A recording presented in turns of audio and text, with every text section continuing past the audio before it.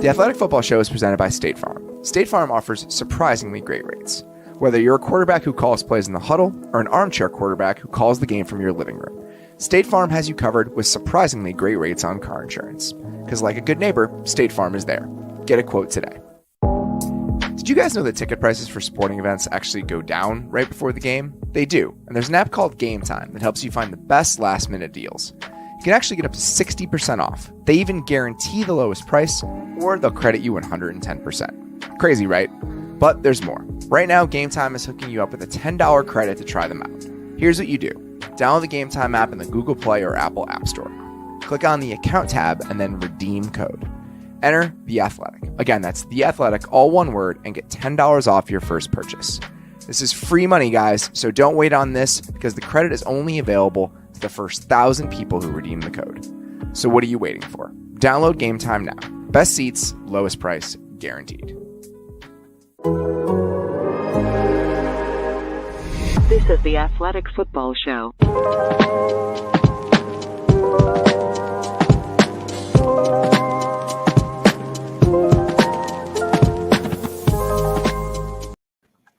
Welcome to the Athletic Football Show. I'm Robert Mays. Joining me tonight is my good friend Nate Tice. Nate, how you doing, buddy?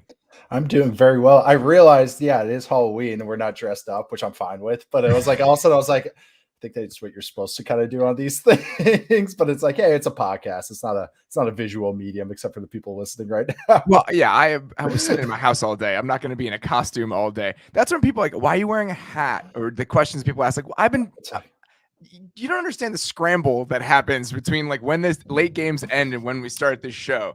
So no, there's no getting ready involved. We especially pray for the Sunday night game to be boring. Exactly. For it, so we don't have to pay attention. Today was the first year we've had trick-or-treaters. So I had so much candy in the house because I was ready. I was ready to make those kids happy. I was like, no one is going to go away wanting more candy from this house, which means I have just been eating candy all day. I have eaten so many peanut butter Snickers and Reese's peanut butter pumpkins today, which, by the way, the peanut butter to chocolate ratio on the Reese's shapes is perfect. The cups are too much chocolate. The shapes, though, are amazing, and you just pop them in, and I guarantee I've eaten at least 50 of them today. I think it's so I hope people just take that into account as you listen to me over the next hour. Because the ridges, I think, just they take out a little bit of that extra peanut butter to chocolate I totally ratio. agree. I think, and then so you get the full shape no matter what the season is, whether it's like the Easter Bunny or the trees for Christmas. Yeah, so I think that's what it is. So you get the proper fullness, and so I think that's what they intended.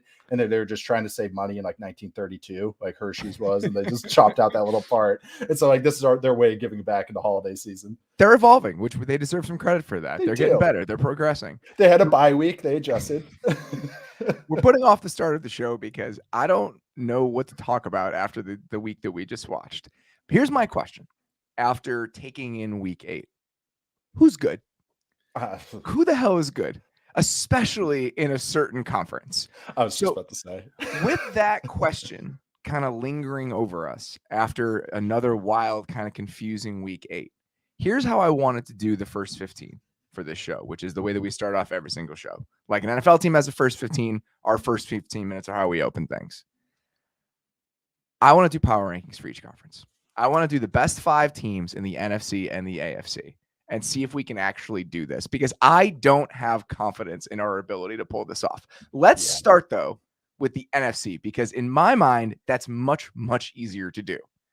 So why don't you, after week 8, give me your top 5 NFC teams as you would currently rank them in this very moment. And I do want to reiterate, me and you have not discussed this. We have not talked about this at all. At all. We just knew we're doing top 5. Okay, my number 1 is the Rams. And that is my number 1 team overall. And I'll just spoilers. Number 2, and this was tough because I'm deciding between 2 and 3. Number 2, I have the Bucks. Number 3, I have the Packers. But that one is tight.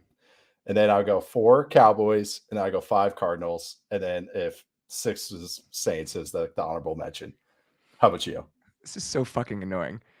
Because I think we have the same. People always complain about how we always agree on everything. And this was a chance for us to disagree about this. I have the exact same 5 teams in that exact same order. I changed the Packers and Bucks. So maybe that could be our little discussion friction. That is so annoying. Okay. I knew we would. All right. Let's start with the Rams. Okay. Why do you think that they are just a slight smidge above everybody else in the conference? I think if you're just talking whole team, they can win in different ways. And also on offense, I really don't think they have limitations. I think they keep I think they keep adding to their offensive repertoire every week. And it's like, oh my God, like what they're doing on offense is so much fun. Just the empty stuff, which we've talked about, but then just everything else they're packaging together. They're starting to get better with the run game as far as putting it more out of the shotgun. And it's like, and this is just every week they just add a little sprinkle to it. And it just like gets better and better and better. And so it's really cool to watch that offense. And defensively, I still think they're with the new defense coordinator, they're kind of figuring out exactly what they want, but it's still good. It's good enough. I mean, with the offense playing like this, it's more than good enough. Exactly. And they can create plays, like they can create turnovers, and they can withstand just kind of body blows where they just like, okay, we got beat right there. They adjust to what offenses are doing, which is so important as the season goes along. I just think they're the most complete team in the NFL right now. I think that's totally fair. So for me, coming into the season, all the enthusiasm about them. My question was, how much better can the offense be if the defense is going to take a step back? And the step back they've taken is pretty much what I would have expected, right? You go from being the best defense in the NFL to a middle of the pack defense. Could the offense make up for that? The offense has more than made up for that. They're the best offense in the NFL. They're the most efficient offense in the NFL. They're arguably the most explosive offense in the NFL. So they have they've gotten more than enough out of that side of the ball for them to make up in whatever decline they had offensively. So any enthusiasm people had is warranted with this version of what the team looks like. I also have them at number 1. I have the Bucs at number 2 just because I still feel like the Bucs offense is a machine. Yes. Like they had a couple hiccups today, but I still feel like that Bucs offense, when it's rolling, the level of talent, how well Brady is playing, that team right now to me is just more complete offensively than the Packers are. I have the Packers at 3 because I was impressed with the way that they played on Thursday. I was impressed that they could win in a different way, right? Yes. I was just very impressed that, all right, we don't have Devontae Adams. Our passing game is broken. Yeah. We're going to roll out this offense with 2 running backs doing 2 very different things, and that's what we're going to center on. Our offensive line still isn't healthy. They still have a place to go, and I think their defense, they're getting contributions from guys I didn't necessarily expect. So yes. I think they're still – and I think the Bucs defense is going to get healthier. Like when the Bucs defense gets their guys back in the secondary, I think that's a big thing. But those are my 3, and I think the Cowboys are right there. I do too. That's that. I want it like when I was knocking those off. It's not like I said 2 and 3. That's tight, but it's like it's not like a teardrop. It's like it's more like just that's a smack. Those 3 teams are like all in it together because I think those are all 3 good teams. And you think the Cardinals are just a step down from all of those? Yes, I think they are a good team though. Like they've legitimately the JJ Watt injury does hurt. It's the volatility to me. I just think that they're so much more volatile than those other 4 teams. They're just not. When the Packers, even when they were struggling on offense, I still feel like they had a place to go on Thursday night. They could go to certain things. It's like, all right, we're going to run the ball just down your throat. Like we can be this even with our offensive line not being at full strength. And that's impressive to me. Cowboys the same way today. Just like, all right, we have some guys that can make plays. Their defense stepped up. And I think the Cardinals are just a little bit more volatile than that. I think the Saints are a step outside of that group. I think they're right there. I mean, they're probably going to make the playoffs. We'll talk about them here in a minute, but that's my 5. That was easy for me to do. That was. And it's like, and this is the Western Conference because we're about to get into the Eastern Conference of the NBA coming up. Is a disaster. I'm not saying it's bad. I'm saying that trying to do this exercise for the AFC is miserable. Okay. Yes. Who are your 5 AFC teams? Okay. 1 is Bills. 2 is Ravens. All right. And this is where I go askew. I go 3, I go Patriots. I go 4. Yeah, I knew that would be spicy. 4, I go Titans. And then 5, I go Chiefs. But honestly, there could have been about 3 other teams there. So who are the other teams? I went Raiders, Bengals, Chargers after that. Okay. We have the same top 2 teams. We have the Bills. Okay. Let's all right. First of all, let's walk through yours. Why do you think the Bills are still number 1? Oh man, honestly, it's hard to like say like they are the number one because they're the one team that has shown they can win in different ways. They have shown this defense. I trust this defense. Like even if the Titans game, they're not going to play the Titans every week. The Titans are a bad matchup for them, but they're not going to play them every week. They might play them in the playoffs, but it's. I think this defense can hang with anybody. Just how they win. They have so many good players. They win by soundness. They make you beat them, and no matter what, they'll be in every game. And offensively, Josh Allen is still Josh Allen doing these things. He is the whole offense. And that's what they've tried to really figure out on offensively. It is disjointed. They're trying to live in the spread world, which does limit some of the stuff they're doing. And I do think these teams that play them often, the teams in their division, the Chiefs, the teams that repeat play them, the Ravens or the Steelers, I'm sorry, play them are starting to have some more answers. So I think really for them, that's hard. This is my number one team, and I'm already talking about stuff that they have to improve upon. The AFC teams, it's like, oh, look at these fireworks. Oh, look at this. Oh, that's a blue one. That's a red one. This one's like, oh my God, it's like firecrackers just going off. But it's just with this Bills team, they can win in different ways. I've seen this offense peak. It's just this offense I think is going to be up and down because they're going to have some bad matchups. Just how they want to win the spread. Bunch of little receivers. It's mean how I say that, but they do win against man. They can do that, but it's just how they're built. There are some. We haven't seen them hit the level they were on last year. We have not seen that eruption. They're winning in different ways. Yet. Yes, they're winning uglier, and I think that's a good thing. The fact that we haven't seen their offense really hit its stride, and they've still been a top 10 offense by most efficiency metrics, right at the edge of the top 10, but still up there, and they're winning all these games ugly, I think is good. I think that's a sign that if we can win even when things really aren't clicking and the rest of the teams in the conference continue to kind of struggle and flounder in all of these different ways, that's a good sign for us moving forward. Yeah. I also have the Ravens at 2. Okay. I don't know what my exact reasoning is. Here's my reasoning. I think that of all the players that we're talking about here, and of all the units we're talking about here, I still feel really good about the Ravens offense overall because of what Lamar can give them and what the running game is, even with the concerns about, their talent at running back right now is so limited and so obvious. Like you just can't, if we had running back notch higher, that their running game would be supersonic the way that it's been in years past, but it's not that right now. The defense to me still has great games. They can still find great games. I'm still worried about the secondary. Yep. I think ultimately it could doom them. Yep. But I don't feel that much better about any of the teams behind them. So that's why they're number 2. Like it's not a good argument. I'll admit that it's not a good argument, but I don't have a better argument for anybody else. It's so funny how you said that. You're like 2 and I don't feel good about it because it was like I put them 2 and I was trying to go sort through this and I was like, I think, and this is my first note about the Ravens. I go, put the next 7 teams in a blender. It's just chaos. Like it just is. That's whatever. This is AFC's could be this how it is. All these teams are going to sort out as they're getting on buys and kind of like some are going to take leave, some are going to just hang here. This Ravens team, we know what the negatives are. Like you just said, the DBs, the pass coverage is a little dicey week in, week out. It's like, up front, they have kind of some nice pieces and they're doing some good things. And then offensively, we know the offensive line limitations. Like they're playing better. They are playing better, but it's not. The tackles still concern me though. That's still just in the back of my mind. It's like haunting me. And the corners and the tackles are haunting me. Those are not 2 spots that you want. Weak links. And this is a team with weak links at those spots. And it's still the number 2 team in the AFC. Yes, I know. And you're like, oh, and that's the thing. It's like Lamar can just go supernova. And then you're like, yep, there they are. That's the Ravens. But it's like, you never know what you're going to get every week. I don't have the Patriots in my top 5. I understand why you put them in there. But so I have the Titans at 3. Okay. To me, it's just, I think the offense is finding its footing. Yes. To me, they have star power. We're going to talk about that. I think A.J. Brown being back and looking like A.J. Brown is really big for them. They even have Julio today.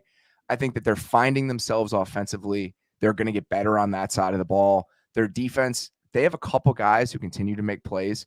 Harold Landry made plays today. Kevin Byard made plays today. We'll talk about that. So but I don't feel good about that. I have the Chiefs at 4 because I don't feel good about anybody. So I might as well put Mahomes in there. That's it. I'm never betting against them. So it's like, all right, I got to throw them somewhere. Even if they have the worst defense in the league, and we're confident they're going to have the worst defense in the league, in my mind, in a different world, let's say we're in a place where the Ravens are more complete, where the Browns are the team we thought they were coming into the season, where the Chargers aren't having some of these issues offensively. Then this version of the Chiefs wouldn't deserve to be in this conversation. Correct. We wouldn't be talking ourselves into, oh, well, the turnovers will come back to earth. They still move the ball. There's no way this turnover differential and this turnover rate can continue. And when that normalizes, even if the defense is bad, they'll be fine. I wouldn't be doing that if I thought there were serious roadblocks from other teams in the AFC, but I don't feel that way. So that's why it's easy to talk myself into putting them in this group, even with the way that they played and even with what their record is. Yeah. And it's like even the other teams I was like considering, like, okay, Raiders. Oh, yeah. But they just literally fired their head coach. And it's like, yes, they're improving, but that team has its blemishes too. I just think they haven't played anyone that's really like kind of abused with their with some of the stuff they do defensively and stuff like that. So it's like I'm the same way you are. My only note I have for the Chiefs was just like, I'm not betting against Mahomes. I'm not betting against this team that has proven that they can do this. And I get it. The defense is atrocious, but it's like they improved the last week they played. They're playing tomorrow night. I think they might just blow them out of the water, and we just go, oh yeah, that's right, they can do that. Keep saying that though, and then it doesn't happen. But again, I even bet on it on our Friday show too. if there was a different situation, if the landscape of the conference was different, I wouldn't be making such a simplistic argument. I wouldn't be going back to this well. So I had the Chiefs at 4. I had the Bengals at 5. But to me, whatever. You could have the Bengals there. You could have the Chargers there. Yeah. I think the Browns are still probably somewhere in the conversation. We'll get to them. They're not playing very well, especially on offense. But I do think it's so muddled that you can put a bunch of teams there. Why do you have the Patriots as high as you do? From what we've done on the Friday shows, we have now watched the Patriots a lot. And it's like what they're doing they're hanging with good teams, not only just like the Cowboys and stuff like that. I think they are improving week in, week out. Their defense is they're not doing anything that Bill Belichick has never done before, but the pressures they're bringing are different as opposed to maybe doing their all mugged up. Oh, the Sam Darnold seeing ghost kind of pressures. They're doing just the one-off ones where just one guy comes. They're playing the man from different places too, from the slot places. Sometimes, from the linebacker spot sometimes. Yes, they had a real fun one. We'll talk about in a sec. But the drop 8 stuff, like, and then just offensively, I think they're figuring it out. Like Mac Jones was pushing the ball, and every week he pushes the ball just a little bit more, and that was my main blemish with him. And it's like, okay, cool. Like the guys aren't super explosive, but they do enough. It's a nice mixing of role players. But I could see that offense just improving weekend, and especially with the offensive line getting healthier as well. It's just hard for me to buy into their ceiling. I mean, you just think about the playmaking talent that some of these other teams have, and they just don't have that. You know, when they need something, when they need an explosive play, when they need somebody just to kind of be above and beyond, I just don't know who that is on their roster. And I just think that their ceiling offensively is limited in ways that other teams in this conversation aren't. I don't know what to make of the Bengals. I mean, I don't either. It's such a confusing time and for every single team in the AFC. I think that's why we want to do this, because it's really hard to sort through them. The question I want to ask you, though, how many teams in the AFC would be the second best team? How many teams in the NFC would be the second best team in the AFC? 4. I think it's 4. Yeah, everybody the Bucks, Packers, 5. Cowboys, Cardinals would all be the second best team in the AFC. Yep, I agree with that. It's the Eastern Conference. I mean, that's what it is this year. It's the like NFC playoffs are going to be a bloodbath. Oh, I know. Every single game is going to be incredible. It's going to be awesome. Oh, every matchup is just going to be ooh, like none of those like just blowouts were no offense, but like the Saints Bears game last year, where you're like, oh, I know how this one's going to finish up. I'm sure that these lists will not look ridiculous in 2 weeks when we have to do this again. I'm sure that these will hold up extremely well, because it's been a very predictable, normal season where everything has happened about on schedule and about the way we assumed it would. Exactly. Everything is just, trajectory straight upwards. That's how it is, week in, week out. All right. It's time to talk about the things that grabbed our attention this week. Let's get to You Have My Attention. Gentlemen, you had my curiosity, but now you have my attention. We all know during an NFL Sunday, it's just a wall of stuff coming at you. And sometimes it's hard to pick out what mattered, what didn't. Every week we like to go through 3-4 things that just kind of made us stand up and take notice during a Sunday, during an afternoon. And I want to start with the New Orleans Saints defense, a unit that we talked about coming into the week, and one that made enough plays against an offense that we love with the Bucs to come up with a huge win. Yes. And it's one of those where it's like, yes, we didn't jinx them, because it was like, yes, there we go. We covered a team and they played great. I mean, we've done it before, but it was interesting to see. last week, starting with the Manning cast, when Tom Brady goes, yeah, play man against us. Let's see what happens. And then I said on Friday, I was like, yeah, I'll be curious if they do it. The Saints are playing some man. We'll see if they keep it. They did it. And the results were good and bad with it. It's the results which you expect when you play man coverage against Tom Brady and the Tampa Bay Bucks offense. And like, that's why Chris Godwin went off. It's hard to keep up with him in the slot play after play after play.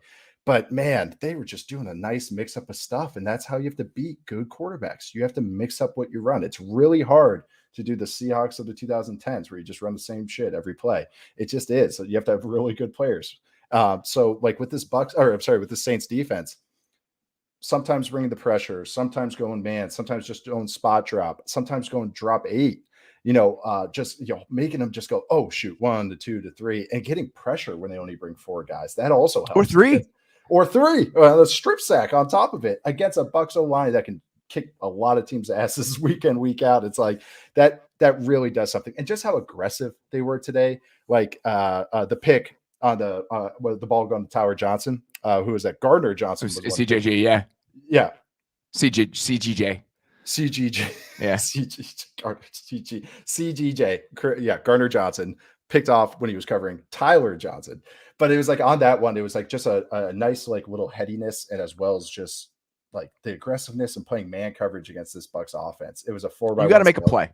You have to make a play against this team that if every once in a while you're going to have to make a play. That was not a bad breed by Brady. They were in man coverage. Yep. It had cleared out. He threw it exactly where he wanted to, and he just made a play. He's like, I'm falling off this, and I'm making a play. And it's funny because it's such an interesting contrast. Early in the game, Godwin had that huge reception, and I think it was a 3rd down where he just roasted at him on a jerk route. Yep. And that's going to happen against this team, right? Yep. Like Brady threw 4 touchdowns. There were some explosive plays. There was one, the long touchdown to Cyril Grayson at the end. That's a situation where I think the Saints are doing some of that cover 7 stuff where it's very rules heavy, right? Yep. Like how the numbers and how you count it and everything else is very rules heavy. They had a bunch. They switched release, and there was a miscommunication. Yep. Lattimore went with Evans because he was number 1, and then number 3 went vertically, and that's going to happen against this team. The Bucs are very smart, and they have very good players. So every once in a while, they're going to beat you, but you need to make plays. You need to go above and beyond every once in a while, and that's exactly what he did there. And I think that's a perfect example. I want to talk about 2 3rd and 6s on 2 consecutive drives in the second quarter. You've kind of alluded to them. You have a 3rd and 6 with 14-15 in the second quarter. They lined up in that dime look that I was talking about on Friday that I love. 3 defensive linemen, linebackers mugged up. They bring 5, but neither of the linebackers come. The slot comes and the safety on the other side comes. Davis books it underneath Godwin. Quan Alexander gets 10 yards of depth to get underneath Evans. And Brady does not expect this. There's pretty sticky coverage on the right side where he went with the ball with Cameron Brate against the corner on that side. Incompletion, drive over. So you have total miscommunication, confusion, don't know where guys are coming from. You only bring 5. Yeah. But you don't know which 5 are coming. Yes. Drive over. Later that quarter, 3rd and 6 again. They drop 8. So they have the same look. They only bring 3. Cam Jordan walks Tristan Wirfs, who's pretty damn good, into Brady and uses the right tackle to make Brady fumble, strip sack, drive over, turnover. So exact same situation, exact same look, 2 very, very different approaches. And that's what you have to do against Tom Brady. Yes. And it's just a perfect encapsulation of why this defense is a problem. Yeah. And not even just, those are awesome examples because it's like they didn't play scared. Like a lot of times it's hard. It's hard. And this is easy for me to say it's sitting here, but it's like, it really is hard to like go against these like good offenses, good defenses, just go, you got to take it to them. You got to, block it up and go at them. But it's like, no, or on the flip side, it's like, no, you got to blitz them. You got to vary up the looks. And it's like, but that's what the Saints defense did. And they, like you said, they took their punches. Like Godwin went off. Like it's hard to keep up with this team, play after play after play. But it was like when they had an opportunity to take advantage, they did. And also just, the last pick 6 too. It's like you asked me on Friday too. You're like, what is that kind of Greg Williams defense? And because that's what Dennis Allen has some roots in, and like they'll vary it up. So it was like the robber stuff. They're reading a lot of the quarterback stuff. They're getting the quarterback to do, anticipating what he wants to do and taking advantage of it. And on that last pick six, it was like Aikman kept saying, "Oh, that's two man, that's two man, that's two man." It was almost like a 4-man where the safeties are driving because they're trying to hit on those overs, and it's taking advantage of that's the thing. Every time they played too high, it's aggressive against the Bucs. They're driving that stuff off. Yes. Yep. They say, "Oh, you want to hit those overs?" Nope, you're not getting those overs. They're making you go outside, and that's hard to win outside. By the fourth quarter, the Mike Evans touchdown, Brady, there was a man look like he could have read it out and like beaten man on that, and he said, "Screw it, I'm just going to my X on the deep 7 route, on a deep corner route." And so that's what he did. That's what they're forcing Tom Brady to do. They said, "Screw reading this out, this high low on the man. I'm just going to take my one-on-one and just going to go with that." But that's like speaking to the defense that you're making him shortcut stuff. It worked out. Don't get me wrong. It was Mike Evans touchdown, but he just showed that Tom Brady just said, "Screw it." He was hitting that button by the end of the game. Well, it's interesting because that was a 3-man rush. The reason he had time to get to that because they only brought 3 guys. So eventually, by making things hard, by being a little bit hard to predict, you're going to put yourself in bad spots every once in a while. But you have to take chances. Sometimes you're going to have to drop 3 because you're going to get one every once in a while. Yep. The other thing I wanted to talk about is very quickly, the play before the strip sack. There was a TFL. It was a small play. It was a subtle play. But Montravis Adams and Carl Granderson just destroyed the right side of the Bucs offensive line and made a play about 2 yards deep in the backfield on 2nd and 6. And that's the other thing about this defense. We know it's Mario Davis. We know Marshawn Lattimore. We know the stars, right? Cam Jordan made a huge play in this game. They play with a uniform mentality, especially up front. And you feel that. And it's guys like Montravis Adams and Carl Granderson and Shy Tuttle getting a key holding penalty called against him. That's what makes this defense great. And that's what you saw from them today. And I think if we kind of zoom out a little bit, this is a reminder of just how well-rounded this team is and why they're a pain in the ass to play against. Even if there was sort of a talent purge over the last couple of years just because of cap realities, and even if they're not as deep, and even if they do have some more defined holes where Kevin White's having to catch 50-yard bombs in this game, and freaking out after. I would too if I were Kevin White. That is a new reality for this team. But the reality that's transitioned over is that they're still really well coached and they still have a lot of dudes on the defensive side of the ball. Yes. The sad thing for me now is there was a world where Jameis making the throw he makes to Traquan Smith, right? It's a great ball. Yeah. It's a great throw. Like, he's aggressive. That's what their offense has been, their passing game this year. They don't throw it a lot, but they'll get those chunks because he's willing to take them. Now, what does it look like?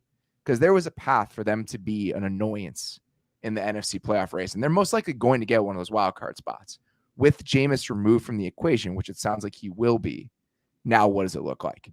What does it look like with Taysom Hill? I don't really trust Trevor Siemian long term. I don't know how many roughing the passer calls you're going to get in key moments as we move forward. Taking charges, man. He's taking charges. That's the bummer for me, is because I think that Sean Payton was doing an unbelievable job. Yeah.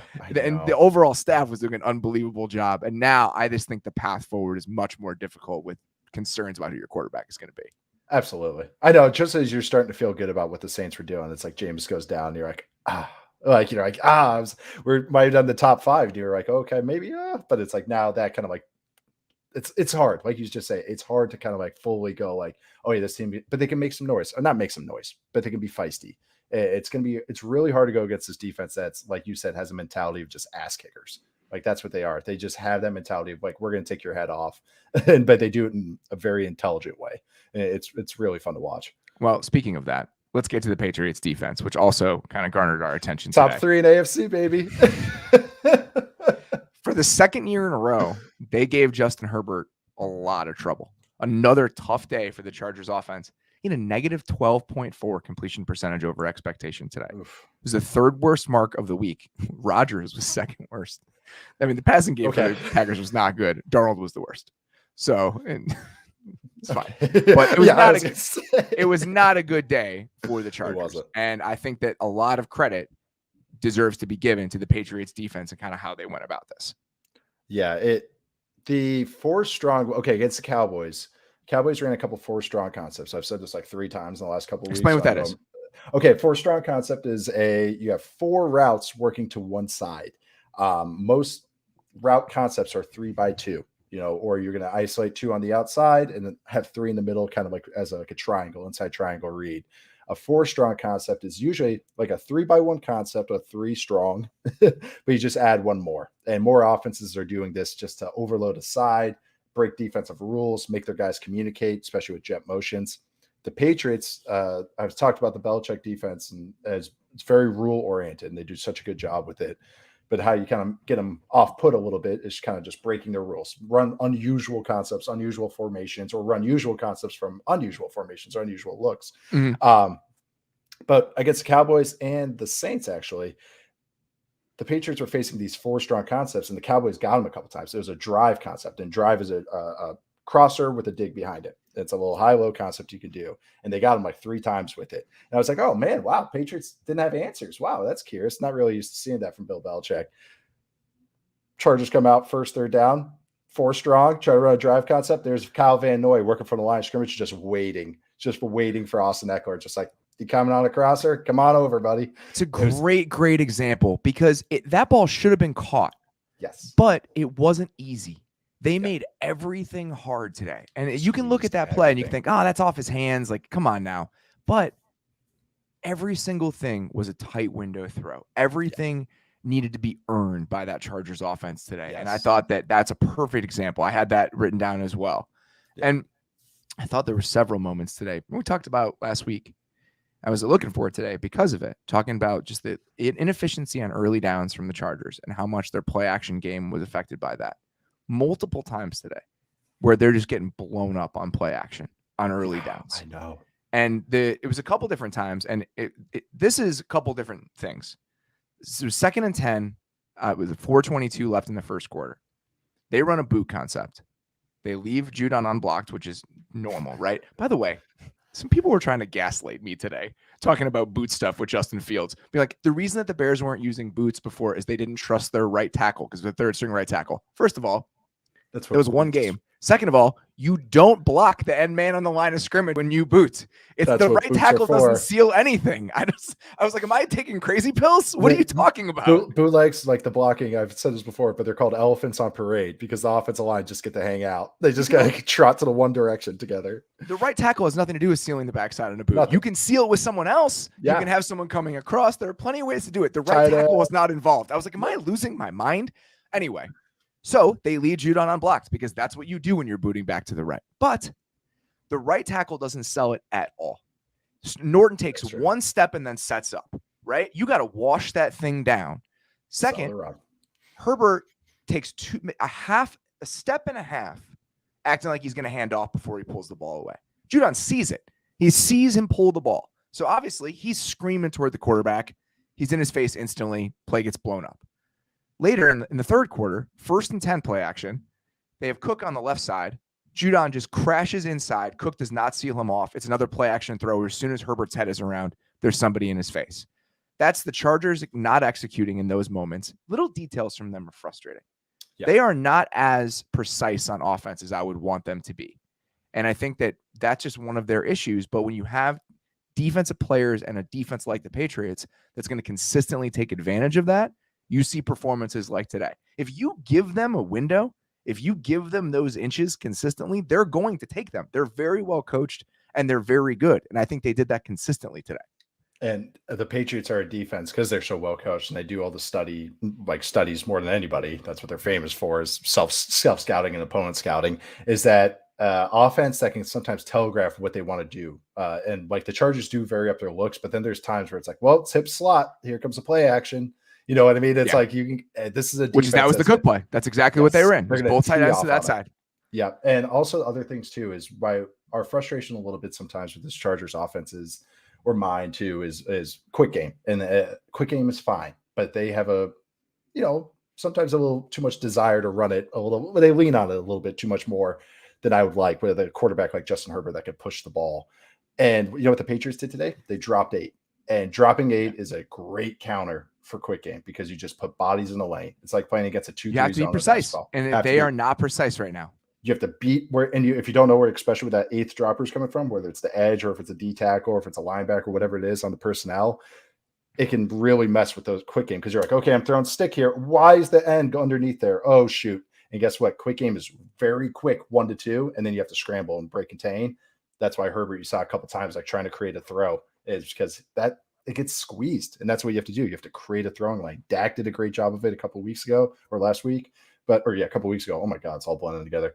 But it's but that's today is what happened. It was very hard. It was like they telegraphed what was going on. The Patriots just knew what was coming and just kind of like it was a great game plan. It really was. A lot of balls just getting deflected off hands, but defensively, offensively. But again, that's just a lack of space to work with. They did it consistently. They brought pressures in the right moments. They had one that was beautiful where they brought 40. I don't know what 41's name. I'm getting so old and washed. They brought him off the slot. I have it. When Judon crashed inside. It was about halfway through the third quarter. It was a 3rd and 8. And that's the type of stuff they're doing. They didn't bring a ton of heat in this game, but they varied up the looks enough to make them really uncomfortable. Miles Bryant. Miles Bryant. There you go. It was a 3-by-1 bunch. Yep. 3rd and 8, third quarter. Yeah. And oh my God, the disguise on this one was awesome. I think I tabbed this, so I wanted to write about it because it was like they hid the safety backside and the other safety was like not when you bring slot pressure, the safety will kind of cap over the top of the slot guy. Yeah. Patriots, like that's how you identify, right? Yep. Yeah. And if you looked at this one, you would go, they're not bringing it. They're both of the guys came really late and way out. Like they were, he hit it because a lot of times those slot pressure guys will start cheating, especially against a bunch because they're like, oh, I gotta get inside the receiver so I can hit this lane. He stayed and hung. He kind of gave it away a little bit about the I'm not coming, and you just stare straight at the receiver in front of them, where they almost go cross-eyed because they're like, I'm not blitzing, I swear. But that's what he did. But it was great. And that when you got guys like, I have to look up his name again, even though it's right in front of me. Miles Bryant, number 41. When you have a DB wearing 41 making plays like this, that really helps. I also was impressed. Christian Barmore had some plays today. Him and Judon working little games on that against the right side of the Chargers offensive line. That's an advantage for the Patriots. And they consistently took it. They consistently took advantage of it. That was this type of game where when they gave New England an inch, they took a mile. Yeah. New England's offense did not look great. Like it was a kind of an up and down performance from them. They needed defensive plays. They needed a great performance on that side of the ball, and they got it. So now, Patriots are 4-4. You have them as the 3rd best team in the AFC. I guess. Yeah. I mean, in a world where it's so muddy, they suddenly become pretty interesting. I know. I couldn't believe I put them at 3, and I was like, yeah. Of all those teams we talked about, it's like I could just talk myself into them the most because it's like I see them playing good ball, and it's like I see a path where they can keep getting better.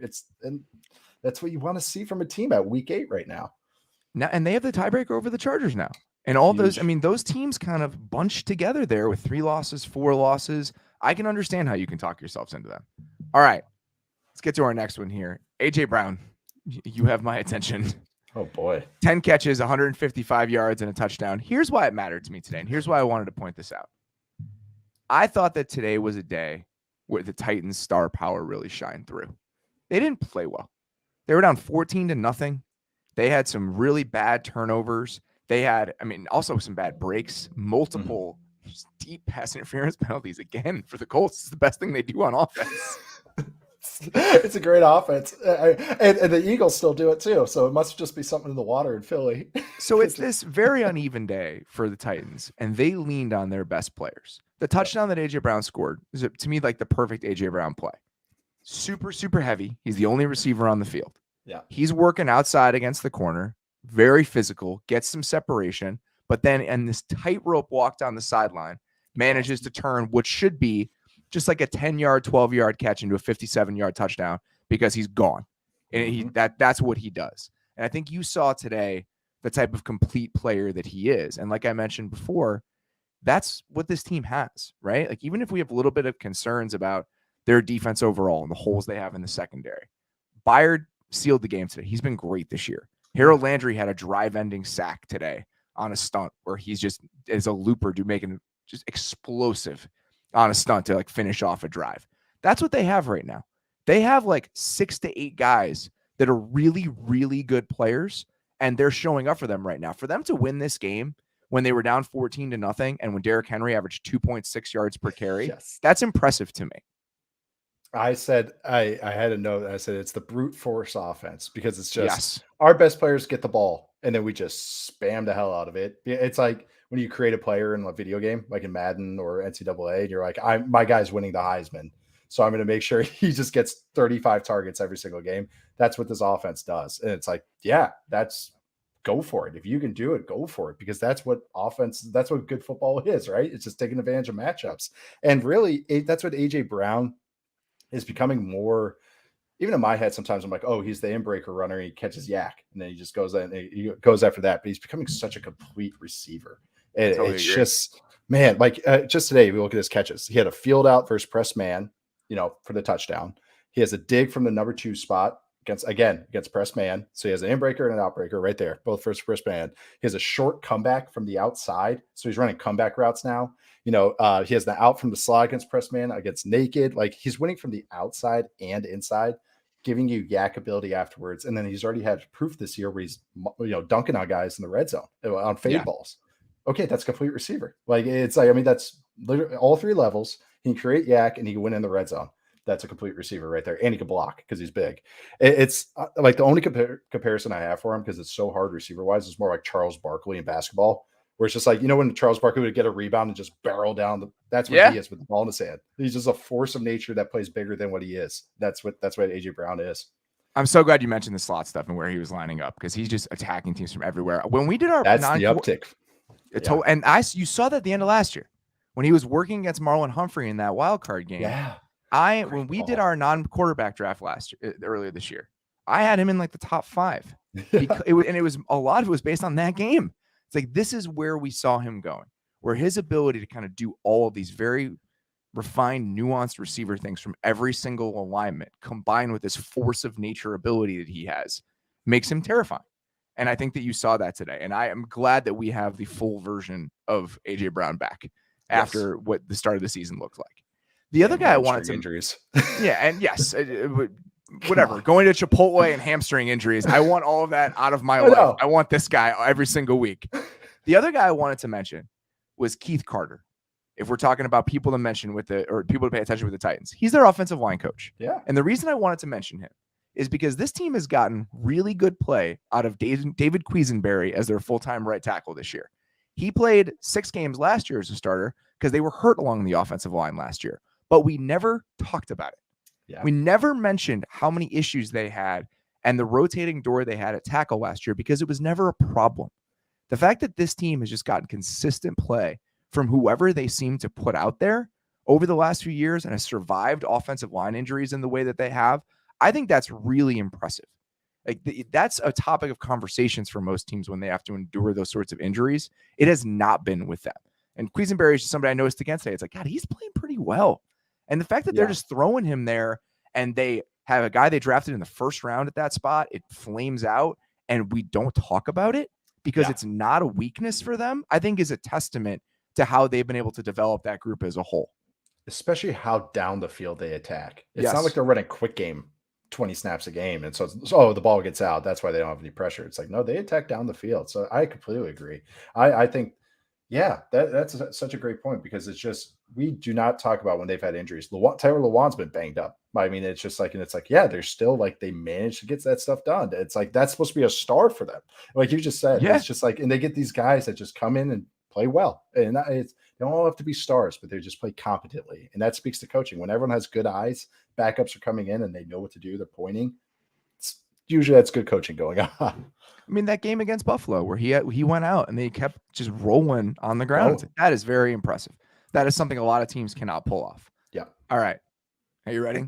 It's time to talk about the man this week. It is time for the State Farm Surprisingly Great Performance of the Week, presented by State Farm. There's only one way we can go with this, man. Only Mike White, take a bow. Take a bow, Mike White. What the hell was that? Like, I loved it. I don't know what it was, but I absolutely loved it. I don't think anyone expected a guy with no career starts to come in and light up a defense that tormented Lamar Jackson last week. It just toss up 4 bills, 400 yards. Yeah, why not? Sure, why not? See what happens when you play Denzel Mims. This is the good things that happen. You're playing the long game here. Big time payoff for you down the road. I'm gonna get there. So I was looking at the numbers, and before I dug back into the game, I looked at the numbers initially. It was 3.67 air yards per attempt. Okay. 277 of his yards came after the catch. 20% of his throws traveled over 10 yards in the air. So when I saw that, as I was rewatching the first quarter, I was like, oh, well, maybe this is just not as impressive as the numbers would have you believe. Were there a lot of screens? Were there a lot of yak throws? Yes. He also made half a dozen throws in this game that won them the game. This isn't an upset where, the Bengals got in a hole early and everything went wrong. It wasn't like that at all. They were winning by 11 points with 7 minutes left in this game. This could have gone up in smoke, and it didn't because the Jets offense continued to make plays. And that's exactly what you're saying right now is that like, it's not like it was like, screens. And then it's like, 350 yards was just screens. And it was like a 90-yard catch and run missed tackle. It's like everything he was throwing was like on time. Like he was going high low on stuff. And it was like all like in rhythm. And that's why the backs had so much great room to operate. Shout out to Michael Carter, a draft favorite. But it was like working underneath. It was because he was letting the Bengals defense sink. And so they're sinking, and then you just find it underneath because he was willing to work downfield. And it wasn't like he was just checking it down because then he was hitting seam balls. He hit some digs, and then also 2 inbreakers late in the second half, just ripping them. He had the glance to to Mims, I believe, and then he had another inbreaker to Crowder where he just letting that thing rip. Yep. I was like, okay, all right, Mike White. I know the eye's going to right spot. I was like, sweet. Like he had a naked going to the left, and you could see him. Because naked is just the 1 to 2 to 3, underneath, mid, deep. And he's just going 1, 2, 3. And he hits the over coming back. And I was like, good for you, man. Working to your left. Like you could do that, I guess. Like, where the hell did this come from? But, the players played well, but it was the fact that they could run what they wanted to run. They were going like 989 with him. Like the pick six, he's trying to check it down. Or it wasn't a pick six, I'm sorry, but the tip ball that turned into the interception. It's 989. He's trying to work it and he checks it down and he just unfortunately just gets tipped up. But it's like the process was all good. It was just bad luck. So it's not even like it was like, wow, he got lucky the whole day. The Barrios throw was awesome as well. Oh, what a play. What a throw. Like back trotting left and whips it left and just against pressure. They brought 6 guys on that play. He needed to throw it off his back foot. Time. Incredible ball placement. And that was right after the play before he threw that missile to Keelan Cole. That Keelan Cole caught with one hand. By the way, I've had this conversation before. I think Brandon Lloyd is the answer, but I want somebody to do a deep dive on the best ratio in NFL history of just insane catches to total catches. Like how many of your catches are all-time highlights? Keelan Cole's in the top 5. Like every 5th Keelan Cole catch is the best play any other receiver has ever made in their entire life. That was an incredible play. He stabbed it with one hand for a touchdown and just happened to lose control as he was coming to the ground. I know. But on the next play, he throws a dart to Barrios at the pylon with pressure in his face. And it was like, that's a big boy throw. Yes. That's like, you have to make those throws. That's the red zone. They're going to heat you up. You have to, the receiver has to win against man, but then you have to throw it to a spot. And he's going left and he did it. It was like, sure. Way to go, Mike White. And it was like, yes, other players played well. Like, Michael Carter did have a nice game. Like you said, the Cole catch. Ty Johnson's touchdown was awesome. Nice play. Yeah. And it's like, yes, they did well, but I mean, he was doing stuff that was letting his players like make plays. And as a quarterback, if you're not going to be the star, even though he threw for 4 bills and whatever today, if you're not going to be the guy, it's like letting your players be unlocked, letting your teammates do what they are good at with the ball in their hands. That's being a good quarterback. It's like, hey, I'm going to get the ball out. I'm going to put it in the good spot to let you make a play and go. Hey, they won the game. He played legitimately well. It wasn't just like a pure luck fest the entire day. I totally agree. I went back and watched. I was very impressed. I was much more impressed than I expected to be. I know. So I single screened that game for a while. Like I had red zone on my computer there on my monitor here, and I just single screened it, put it on. I went back and watched every Mike White throw today, and I left feeling very differently than I might have expected coming into it. So now, I don't think Robert Saleh did himself any favors with how he handled this after the game. I don't know what the question was. Pulling these quotes one at a time piecemeal is sometimes difficult, but him saying that you never rule anything out when it comes to what Mike White's status is going to be for the long term when you draft a guy 2nd overall. I think we know, but what a great moment for Mike White. For as long as he's going to be the quarterback, I don't know. It's worth getting excited about if you're a Jets fan. Like this was very fun. And now you get a national spotlight from Mike White on Thursday night. We know he's going to start again. This where all comes crashing down. No, I mean, I love the game ball afterwards. You can tell the team is fired up for them. And it's like, it's cool. It really is. But yeah, I don't know about throwing some gasoline on the QB controversy fire for whatever reason with your rookie quarterback who's been struggling with doing all the things we just said Mike White was doing well. So goodness. it's like, yeah, we're not even halfway home and they got that going for them. So let's go for it. A great moment for the Jets somehow is complicated. All right, guys. Remember, like a good neighbor, State Farm is there. Get a quote today. And with that, we're going to take a quick break. We'll return after these messages. Growing up, cereal was one of the best parts of being a kid. But as I got older, I had to give it up because I just realized that I was trying to eat healthier and it wasn't worth all of the sugar and calories that typically comes with a traditional cereal. That's where Magic Spoon comes in. It's proof that breakfast doesn't have to be boring. It has 0 grams of sugar, 13 to 14 grams of protein, and only 4 net grams of carbs in each serving. It's also only 140 calories a serving.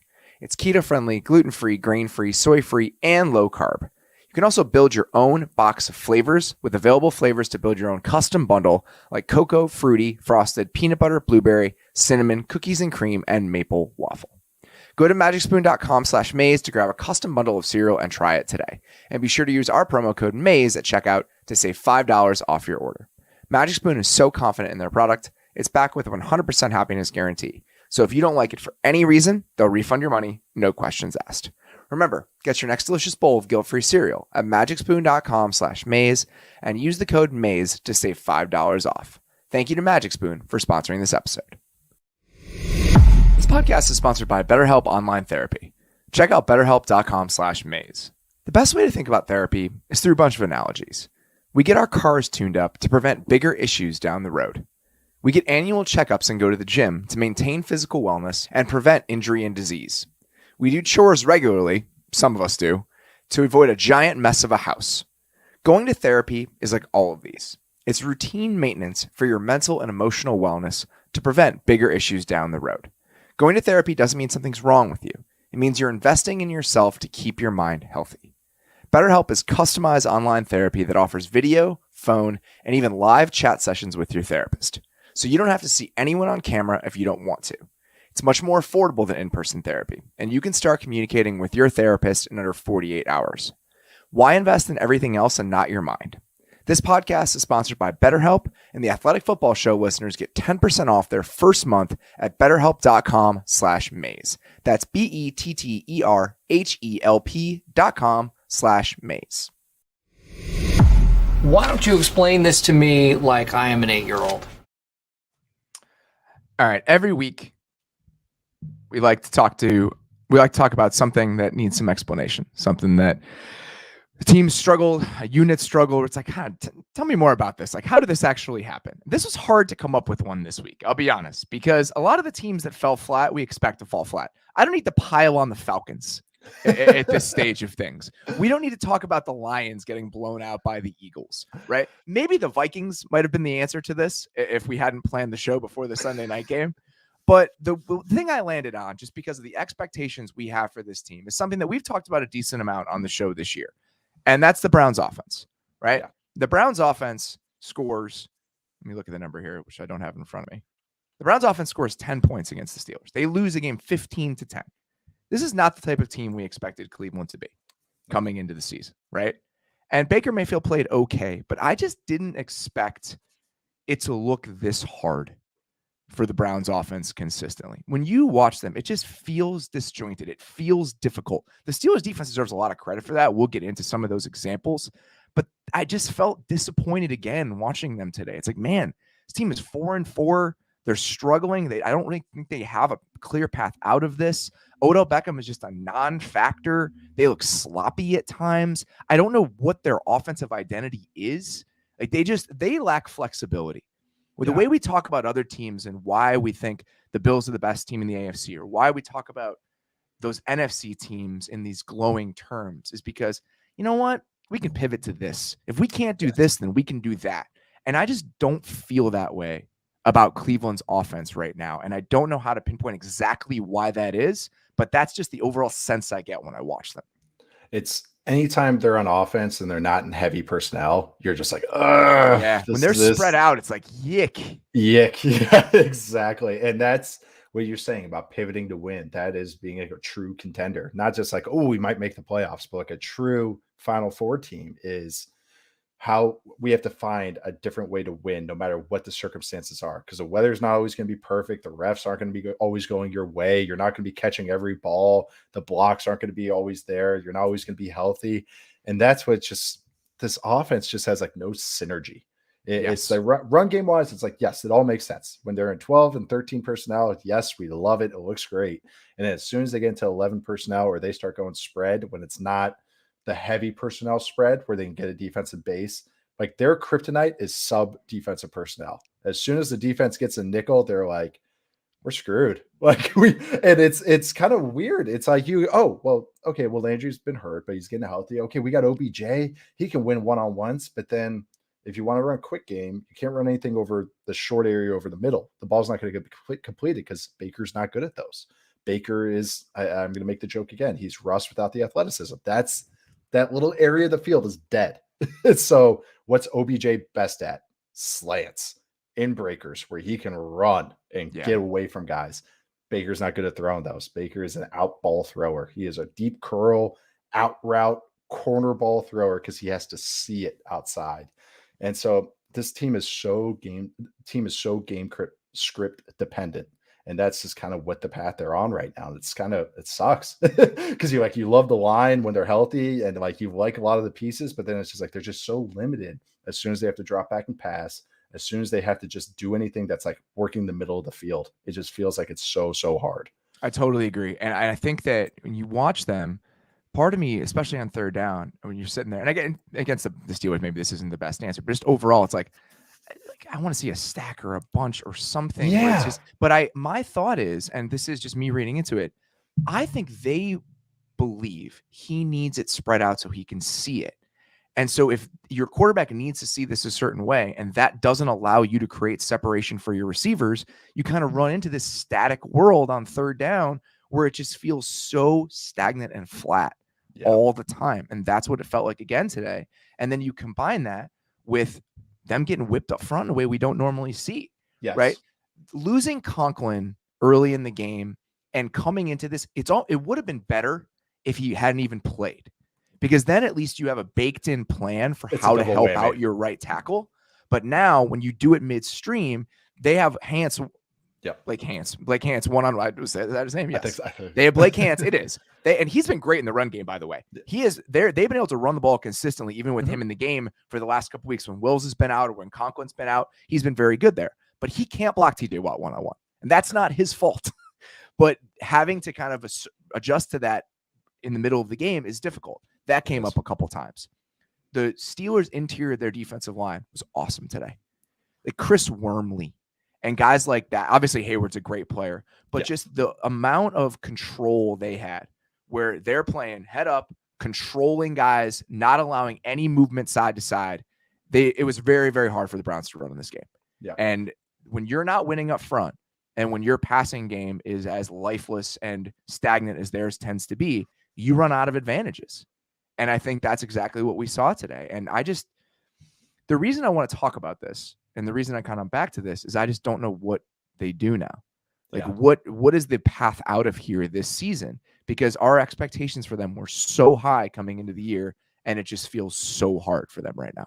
It does. I just want to speak real quick about like the adjusting stuff. Like this is why a guy like being banged up and then going out and you have to play your backup. And then like when you put a game plan together and you're playing a game plan together against a defensive end, especially that could truly wreck your game on offense, like a TJ Watt. When I was with the Raiders, it was Von Miller. You have to put together every drop back pass and go like, okay, if we're doing a 5-step or a 7-step, we have to give chip help to the right tackle. Okay, we have to do the formations. Formations on your game plan will be left hash and right hash. Some are left hash only, some are right hash only. Some are like, oh, we don't care. We can just run on either hash. But sometimes when you have a really, really, really good end, you can't get certain formations because it's an open side. Yeah. So also as that guy gets out and it's like, oh man, well, we can't run that. We can't run that. And then sometimes the play caller just was like, oh, he totally forgets. And it's just like, Oh, that's right. Conklin's out. I totally forgot, guys. I forgot to bring Chip Help over there, blah, blah, blah. It's just extra effort everybody has to make. And that's what it does. That's what good players do on other teams to you on offense or defense.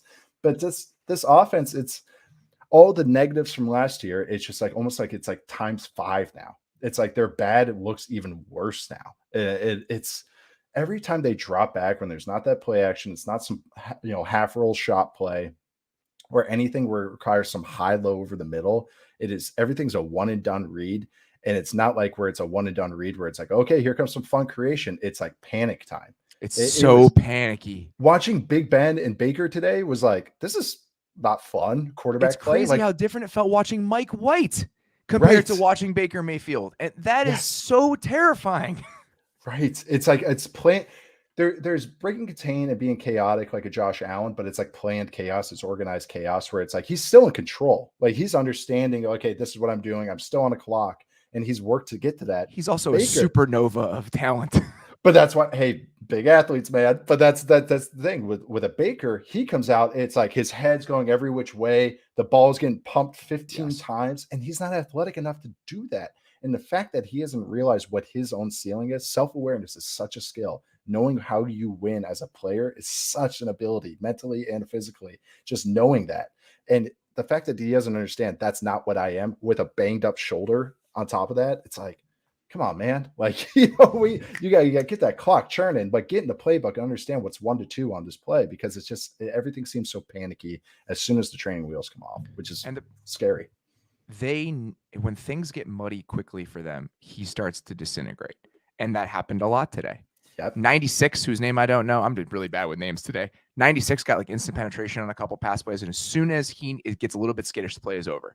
Louder Milk had a really nice play. Just random guys are making plays for our no idea where he went to college, are making plays for that Steelers defense. And just little tiny things today. Like Beckham getting a little bit of alligator arms on that ball over the middle of the field. He does that. Njoku had some really rough moments as a run blocker today. And they just can't have that. They cannot have those slip ups because their margin for error right now is so small. Yep. And so it's a reflection on their quarterback, though. Like, you know what I mean? Like, we watched the Chargers, and watching how hard that Chargers offense seems today, you see Justin Herbert make 3 free runners miss and then get a ball off. And it turns in from a 10-yard sack to a first down. And it's like, that's because that's what Justin Herbert can do. That's what having a big athletic quarterback, they can do those things. They create something when it's hard. The Browns offense has to be perfect for Baker. And it's like, but that's the thing. It's hard to be perfect every single play. But that's what he's making them do. Especially against a team with really good talent. And that's really well coached on the defensive side of the ball. Yes. The one play where Watt's sack that he might have more than one, but the one that I remember, they did try to chip him. Johnson was over to that side. Oh, he spun inside. He spun inside so quickly that the running back didn't even touch him.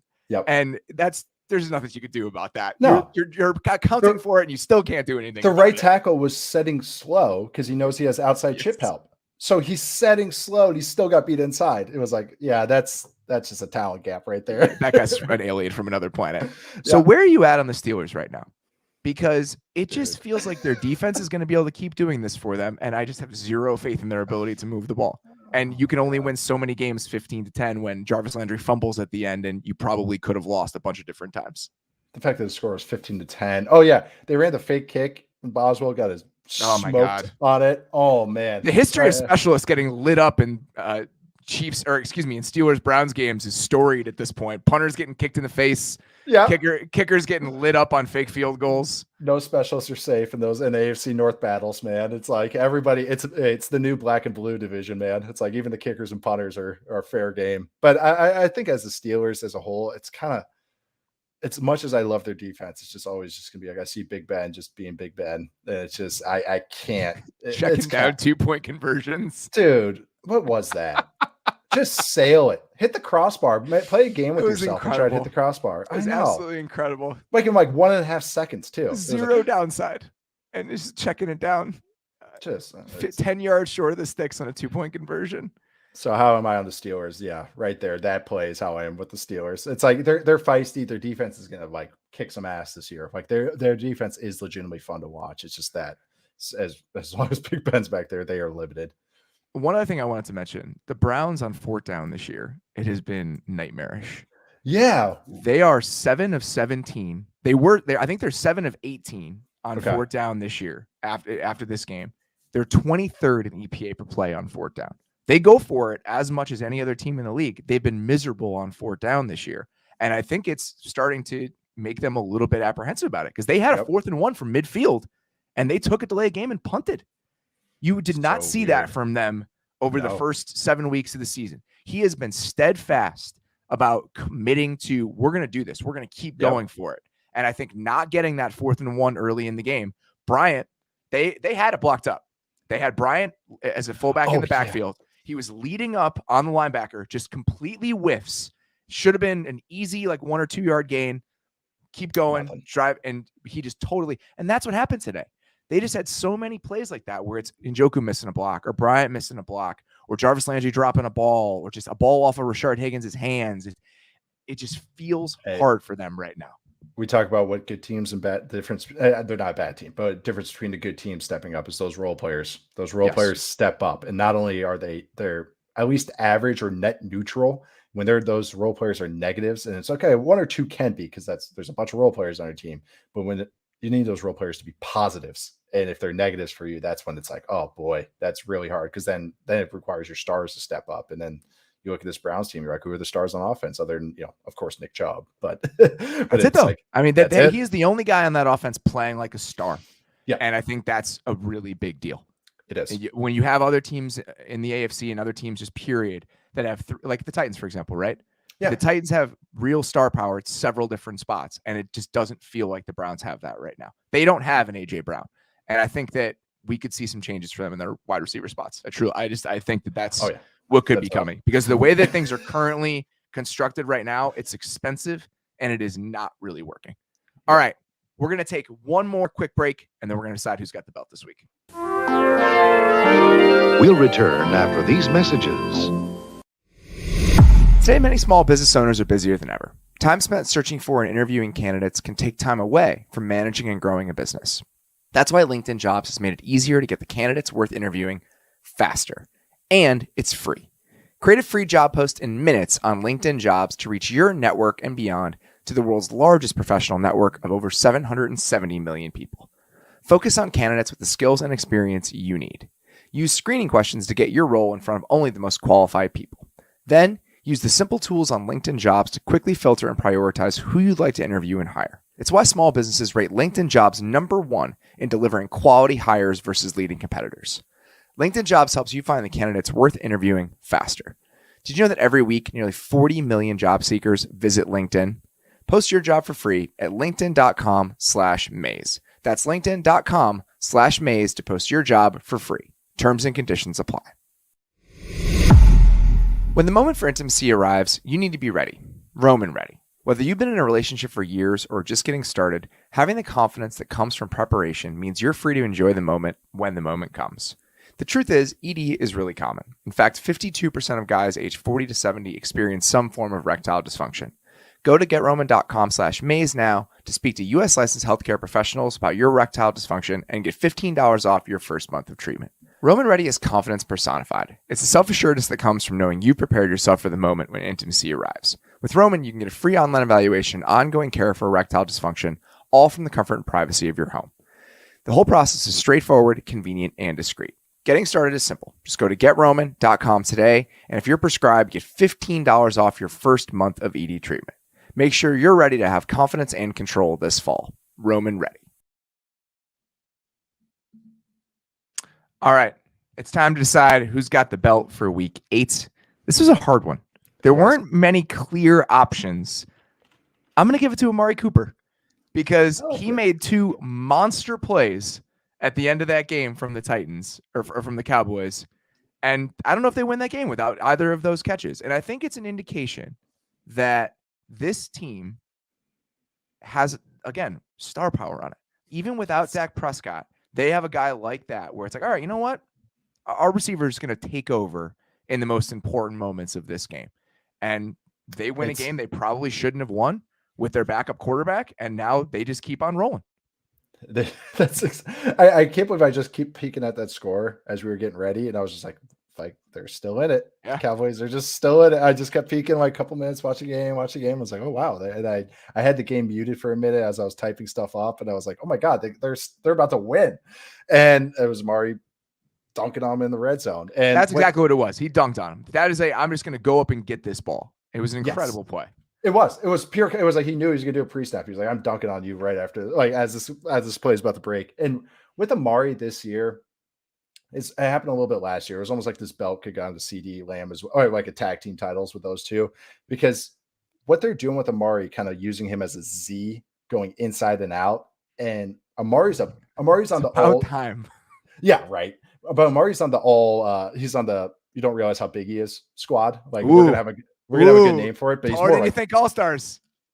Bigger than you think All-Stars because he just has the size. The fact that he's like willing to scrap this former first-round pick who just got this big deal, like all of a sudden he's willing to scrap and block now. It just speaks to what this Cowboys offense is because it's just a whole bunch of stars that are role playing for each other, which is, I mean, they go supernova, and that's not even talking about their offensive line. Not even talking about Zeke, Tony Pollard. They're two tight ends who are playing awesome. And then also talking about that heavy person lining up Lyle Collins and McGovern in the backfield today. It's what I like to see. Gotta love it. Huge win for them. If we later in the week, we're going to talk with Vikings because I think we probably should have a Vikings conversation after that game.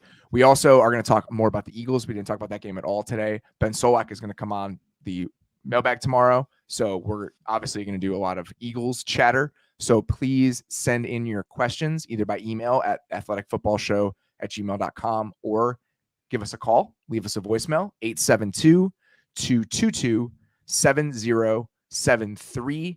The other thing I wanted to mention the name of number 96 on the Steelers because I felt bad. His name is Isaiah Buggs. I'm very upset that I did not remember that. He had a couple nice moments today. So just wanted to shout that out. He deserved it.